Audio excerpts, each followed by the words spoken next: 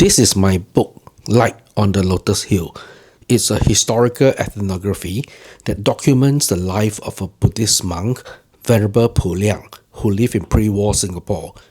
In 1937, when the Second Sino-Japanese War erupted, the news quickly spread over to Southeast Asia, or Nanyang as they call it, and the local Chinese founded China Relief Fund to support China in her war efforts.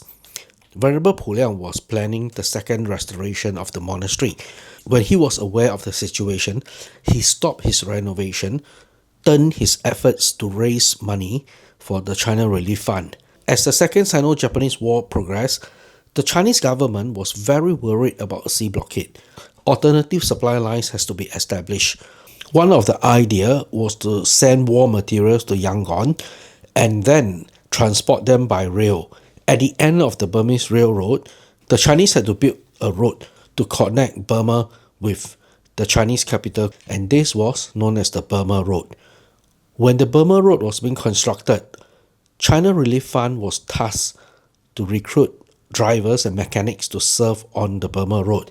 These volunteers are historically referred to as the Nanyang Volunteers. China Relief Fund wanted to recruit more drivers, and they decided to offer driving lessons to people who are interested to volunteer but cannot drive. But in order to do this, they need someone trustworthy to offer them a place to do the training, and this person turned out to be Venerable Po Liang. In February 1942, the Japanese began the invasion of Singapore. To the local Chinese, the Japanese invasion of Singapore was the Sino-Japanese War arriving at their doorstep. And when Singapore fell, the Japanese launched a massacre targeting leaders and supporters of China Relief Fund.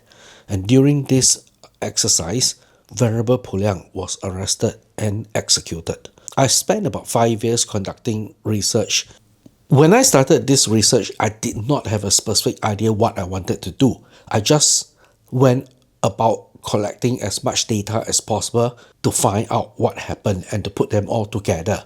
Slowly, I began to realize it's better to publish a book so that all of the research and all of the data can be put together in a publication. And as long as a copy of this book exists, this history cannot be denied and will not be forgotten.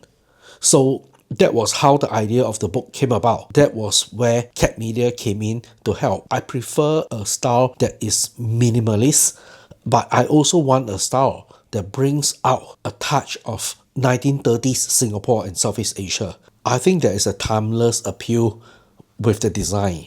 And this book is also now in the library collection of many libraries around the world, including most of the Ivy League universities. The design really helped the reader to resonate with this piece of history. After the book was published, we start planning for the book launch. And Cat Media again came in to help with the design of the book launch.